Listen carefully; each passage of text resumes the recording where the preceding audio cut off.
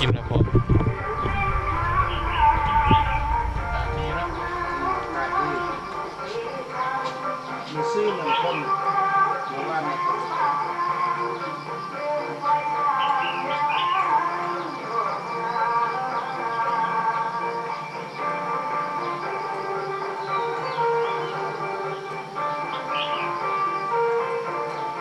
ไปวิเวียนเวียนอีกจังหวัดจากไปเรียนและทางลาวและทางเวียดเลยฮะโตเมืองบุญเย็นคู่120 หลักไกลชาวบ้านนอกไปกลับนี่แต่ละมื้อไปซื้อเครื่องซื้อของไปซื้อเนื้อยูเนื้อกินไปตอนเช้าตอนแรกทำมาตอนแรกก็บอกว่าจะมุกคันเขาไปอยู่ห้องกาจ้างไปเอาลูกส่วนตัวไปก็มีแต่2 ชั่วโมงครึ่งนี่2 ชั่วโมงครึ่งไปฮอดสูงสุดอย่างซากก็3 ชั่วโมงไปฮอดน่าจะได้จ้างเราง่ายเดี๋ยวนี้มันบ่คือตะกี้แล้วเป็นอย่างจังว่าง่ายเพราะว่าเขามีพาสปอร์ตแล้วเขามีบัตรประจำตัวแล้วไปง่ายมีแต่ไปแจ้งเซ็นไปญี่ปุ่นเขาเล่นหน้าเหมือนกันวะ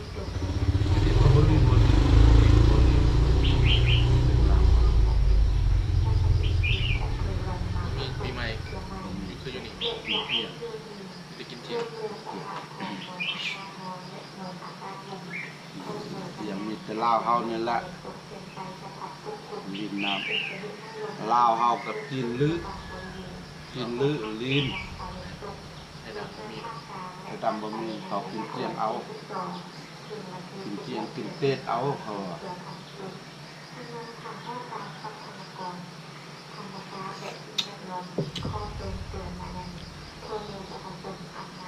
มื้อนี้บ่ไปก็พักในก่อนบ่มื้อไปก็ได้ไปได้ก็ได้มีเรือตลอดจากเลยไปเมืองง้อยก็4 ชั่วโมงจากไป9 โมงไปหอดสัก2 โมงเนาะ9 โมง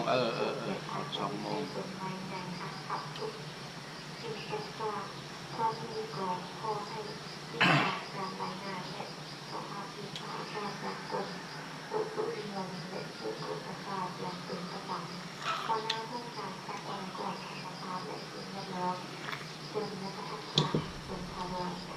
พอไปดูอยู่บ่ไปเรียนเวียนไปดูบ่ไปซื้อเครื่องไปซื้อเครื่องไปด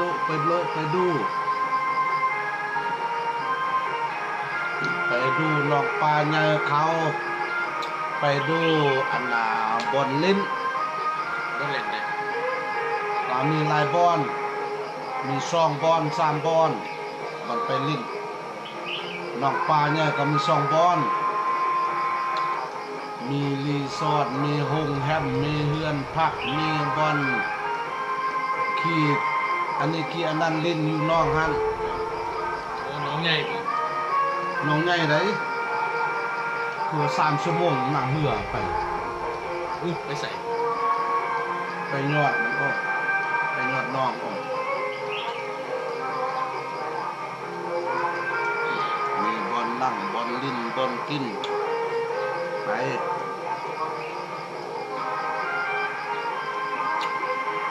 เบิ่งบอนสมัยสงครามบอนคุมสงครามฝรั่งเฮ็ดสงครามเขายังล้อมบัวป่าได้ล้อมกะนางเป็นอนุรักษ์ป่านี่เป็นก็เป็นจับพันธุ์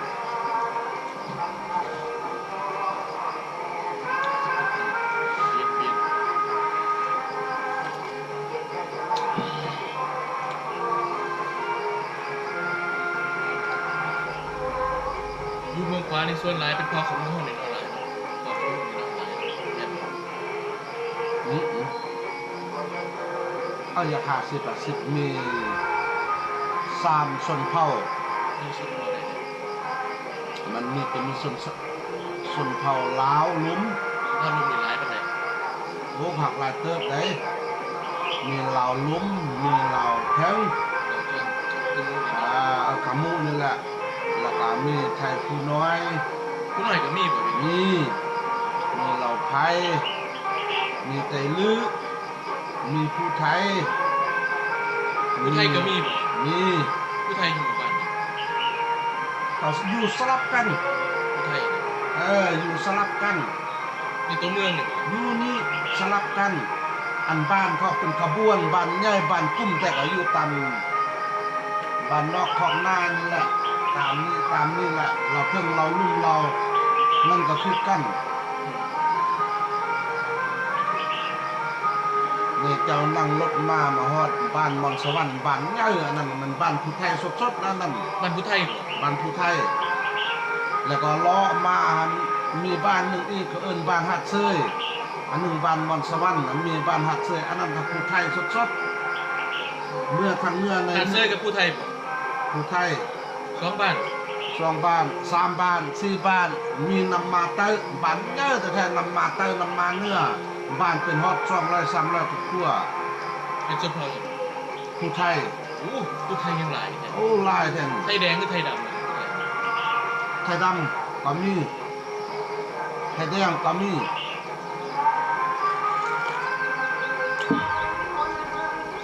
แต่กี้ขอบเขตดินเนี่ยมันบ่มีผู้ใดแน่แล้วมันอยู่ไกลลือเขาก็มาจ้างจีนจีนอันน่ะบ่มักจีนอยากมาอยู่ดินลาว แล้วผู้ไทยเนี่ย ผู้ไทยน่ะมาจ้างเวียด มาทำเบียน จ้างเรืองจ้างเวียดเราซุ่มมงก็มาจ้างเวียดเอ้ยมาดำรงชีวิต โอ้บ้านผู้ไทยนี่หลายเนาะ โอ้ลายโอ้ยังกินเที่ยงเจ้าไปแม่โธ่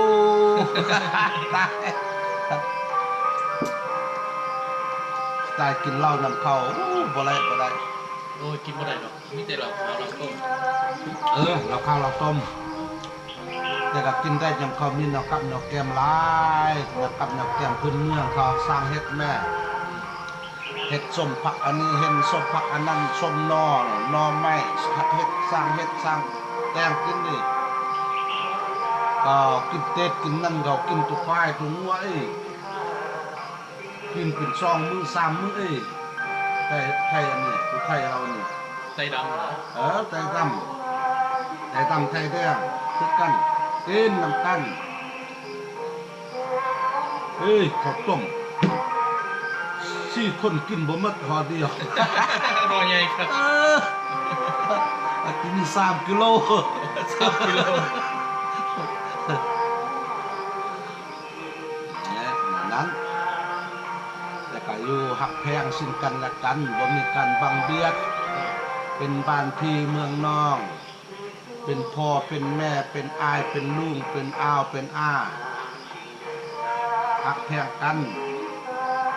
คนลาวเฮ็ดบุญเฮ็ดทานเข้าก็มาสดมาช่วยมากินมาอยู่มีสั่งก็มาช่วยบัดเขากินเที่ยงก็คือกันลาวก็ไปกลุ่มบอนเฮ็ดเวียกแนวอยู่แนวกินม่วน วันนี้เราอยู่นำกันนะ อยู่นำกันบ่มีความแตกแยกและความหักความแพงเสมอกันอยู่เมืองฟ้าในไร่เผาชนนี่มันจะมีอาคา อันชาติก็มี มีอาคามีมงมีขมุมีลาวลุ่มมีผู้ไทยดำมีไทยแดงมีไทยยังมีผู้น้อย ไทยย่างนี่มันจะใส่ไทยย่าง มาจากคุณวัด จากจีน ก็เวียด ไทยย่าง ไทยยังปากกาวาแห้งจากดีไทยยังอื่นไทยยัง เป็นอย่างนั้นเอิญไทยย่าง ไทยยังไทยทอด คำว่าไทยย่างนี่แปลว่าอย่าง ไทยยังเนี่ยแปลว่ามาบันเดอร์กะเขาเป็นพ่อเป็นแม่มาบันเดอร์ก็เป็นอ้ายเป็นลูก ย่าง ก็เอิ้นไทยทอดกัน มาจั่วเผาเฮ็ดส่วนฝักบัวสิมันพ่อมันแม่กูน้อเฮ็ดส่วนนั้นนี่กินเอาไปฮอดน้ำเก้าคือกันบ่เจียมยากเลยเอากินแหน่คือไทยยังไทยทอด เว้าคือไทยลือบ่ อย่าคือกับผู้ไทย อย่าคือกับ คือกับผู้ไทยแม่นแบบผู้ไทยแม่นแบบไทยดำแต่เสียงเปลี่ยนหน่อยนึงบ่หลายดอกเปลี่ยนหน่อยนึงบางซัก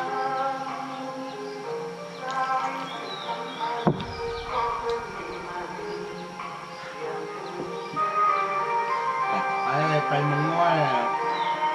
เมืองน้อยเดี๋ยวนี้มันบ่แม่นเมืองแล้วบ่มีสำนักเมืองแต่มันบ้านแต่ก็เป็นรูปร่างป้าของเมืองตะกี้เมืองเก่าเมืองแก่อยู่กับหอมผู้หอมพระเมืองน้อย ธรรมศาสตร์งามใช่ ธ เนาะ รรมศาสตร์งามมีพาสูงอยู่ตรงไหนยังธรรมศาสตร์งาม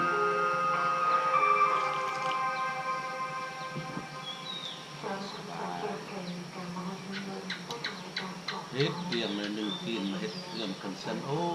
บ่น่ามาเฮ็ดเลยเนาะบางทีเนาะมันการเดินทางมันถึงตัดเลยเด้นี่ ตัดเอา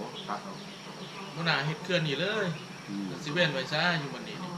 ตะกี้นี่พอไปหลวงพระบาง ขี่เรือไปได้เด้เนาะ ไปเวียงจันทน์นี่จากนี่ไปฮอดเวียงจันทน์มันอีกเทื่อเฮาไปสัญญาบุรีเนี่ยแกนพาวสัญญาบุรี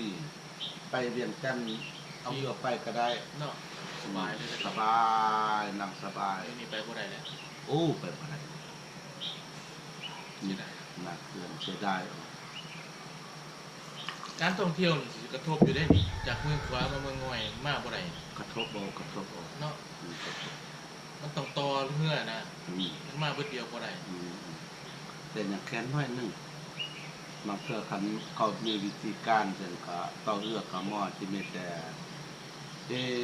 กระจ้างเมืองง่อยมาหน้าเขื่อนคันว่าเป็นกิโลเมตรก็มันสิมีประมาณ 3-4 กิโลเมตรซื่อๆนี่ มันบ่ไกลเนาะ บ่ไกลแต่ก่อนนี่พ่อเป็นไอ้จั่วอยู่เมืองง่อยหั่นมาโลเอายอดว้ายพี่ฮอดหักข้ามพี่อีกเอาเรือพายมาเรือน้อยมาจอดพายจั่วไปโลตัดยอดว้ายก็บ่ไกลคันหาว่าไล่เป็นกิโลเมตรก็สิแม่น 3-4 กิโลเมตรนี่แหละสูงสุด5 กิโลเมตร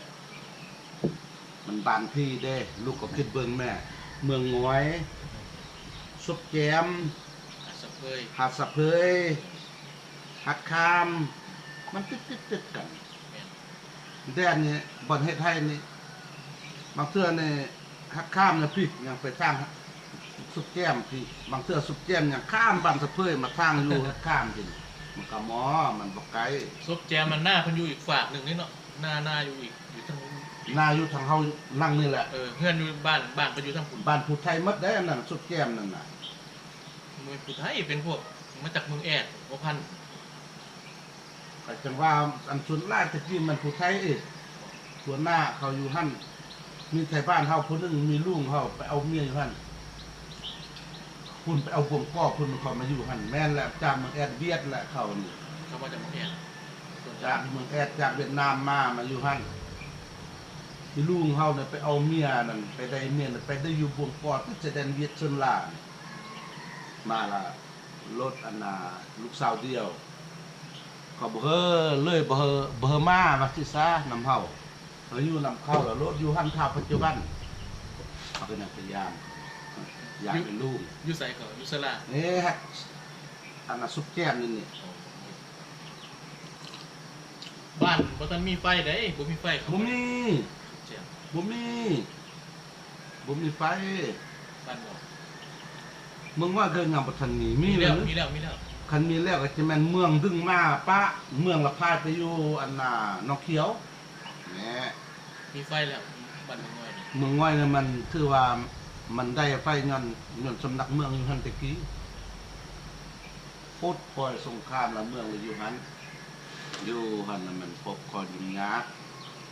ฝั่งศูนย์กลางเพิ่นมาเฮ็ดเวียก มันบ่อยู่ไกลทางเนาะ แล้วจำเป็นเดี๋ยวนี้สำนักเมืองนี่ย้ายซาเธอย้ายไปอยู่บนเดี๋ยวนี้เราย้ายไปอยู่หนองเขียวหันเส้นมันก็มอเมืองลำบากท่านมอกระยามันสำบายบนทางศูนย์กลางมาเฮ็ดเวียกเอาศูนย์กลางมาแล้วเอารถมาเลยบ่สร้างร้อยนำแต่เมาเหือเส้นออกเมาเหือชาวบ้านเงินออก ไกลเนาะ บัดนี้เมาเหือบัดนี้มันเทื่อตัวมาฮอดค่ำฮอดมืดเนี่ยชาวบ้านเขาคัดราคางบประมาณบ่พอจำเป็นย้ายสำนักเมืองไปอยู่หนองเขียว